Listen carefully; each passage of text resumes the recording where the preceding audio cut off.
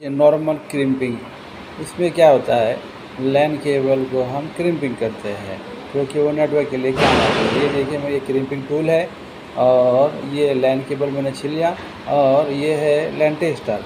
उसके बाद मैंने इसको सीक्वेंस में लगाई, white orange orange, white green blue, white orange orange, white blue green, green, white brown brown. White brown. उसके बाद हम उसे जितना हमें चाहिए उतना कट करेंगे। ये देखो मैं उसको भी सीक्वेंस में लेकर के प्रॉपर कट करूँगा। देखिए इधर white green blue, white blue green, white brown brown.